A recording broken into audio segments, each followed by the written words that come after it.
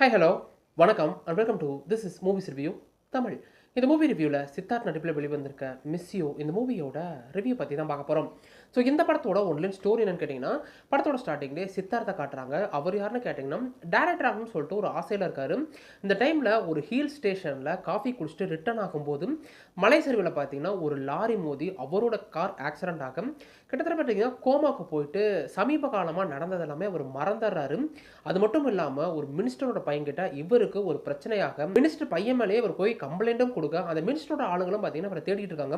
So இந்த ஊரில் இருந்தால் நீ செட் ஆக மாட்டேன்னு சொல்லிட்டு அவங்க பேரண்ட்ஸும் பார்த்தீங்கன்னா அவரை வெளியூருக்கு போக சொல்கிறாங்க. அப்படியே ரயில்வே ஸ்டேஷனில் அவர் உட்காந்துட்டு இருக்கும்போது கருணாகரனை எதர்ச்சியாக சந்திச்சு பெங்களூருக்கும் போயிடுறாரு. அங்கே போயிட்டு எதர்ச்சியாக ஹீரோயினை பார்த்து அவர் மேலே காதலும் வந்து ஒரு கட்டத்தில் அவர் ப்ரப்போஸ் பண்ணும்போது அந்த ஹீரோயினும் பார்த்தீங்கன்னா அவரோட காதலை ரிஜெக்ட் பண்ணிடுறாங்க. ஸோ தன்னோட பேரண்ட்ஸ் சொன்னால் அது சக்ஸஸ் ஆகும்னு சொல்லிட்டு அந்த பேரண்ட்ஸ் சொல்ல உலகத்தில் எந்த பொண்ணை வேணாலும் நீ லவ் பண்ணு, ஆனால் இந்த பொண்ணு மட்டும் உனக்கு செட் ஆகாதுன்னு அவங்க பேரண்ட்ஸ் சொல்ல இதுக்கப்புறம் இந்த கதையில் நடந்த சுவாரஸ்யங்கள் என்ன, அப்படி அந்த பொண்ணுக்கும் இவருக்கும் என்னென்ன மாதிரியான பிரச்சனைகள் வந்துச்சு, அதையெல்லாம் மீறி அவர் ஹீரோயினை கல்யாணம் பண்ணாரா, கிளைமேக்ஸில் என்னாச்சு, இதுதான் இந்த படத்தோட மொத்த கதையே. இந்த படம் பார்த்தீங்கன்னா பேசிக்காக ஒரு love and emotional drama movie. இந்த படத்தை பார்க்கும்போது இந்த படத்தோட ஸ்டோரியே பார்த்தீங்கன்னா கொஞ்சம் ப்ராமிசிங்காக தான் இருந்துச்சு. இந்தியன் டூவில் சித்தார்த்துக்கு எந்த அளவுக்கு அவரை வச்சு செஞ்சாங்கன்னு தெரியும். ஸோ அதுக்கடுத்து அவர் படம் வர்றது அப்படின்றப்ப கொஞ்சம் பார்த்தீங்கன்னா எனக்கு பயமாக தான் இருந்துச்சு. ஆனால் என்னை கேட்டிங்கன்னா ஒரு அன்ரேட்டட் ஃபிலிம்னு சொல்லுவேன். இப்படி ஒரு படம் வந்துச்சுன்னு சொல்லிட்டு நிறைய பேருக்கு தெரியல. ஆனால் படத்தோட கதைக்களம் என்னதான் லவ் அண்ட் எமோஷனல் ட்ராமா மூவியாக இருந்தாலும் அதில் ஒரு பெரிய ட்விஸ்ட்டுன்னு சொல்லிட்டு கதைக்கிழமே பார்த்தீங்கன்னா கொஞ்சம் வித்தியாசமாக தான் இருந்துச்சு.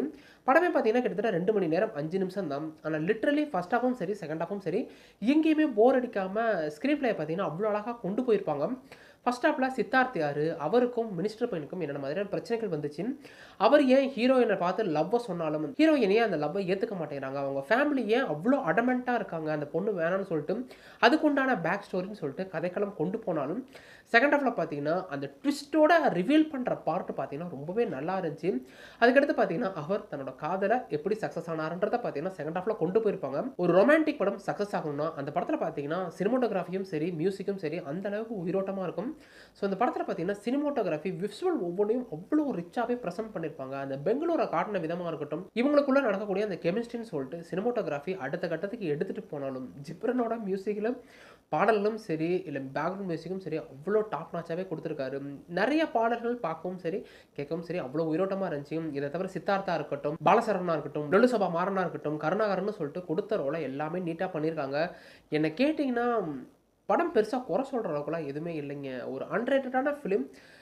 மைண்ட் ஃப்ரீயாக போய் உட்காந்திங்கன்னா 2 மணி நேரத்துக்கு கண்டிப்பாக ஒரு பெரிய ட்விஸ்ட்டோட கிளைமேக்ஸில் ஒரு எமோஷனல் காட்சியோடய உங்களை வெளியே அனுப்புவாங்க.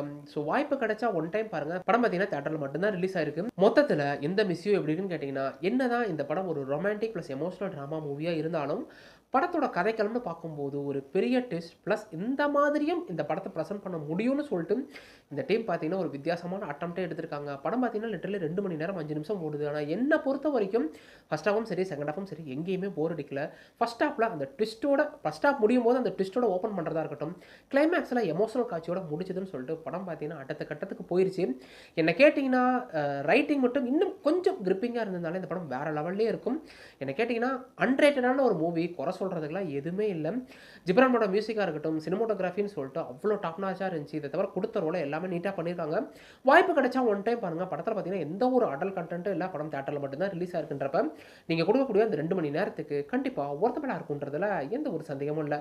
இந்த வீடியோ பிடிச்சது மாதிரி லைக் கொடுத்துங்க, சப்ஸ்கிரைப் பண்ணாதீங்க, பக்கத்தில் அந்த பெல் ஐக்கானே கிளிக் பண்ணிங்க. இன்னொரு வீடியோ வந்து பார்க்குறேன். அது வரைக்கும் என்ன, கீப் வாட்சிங், keep supporting, subscribe to movies review Tamil.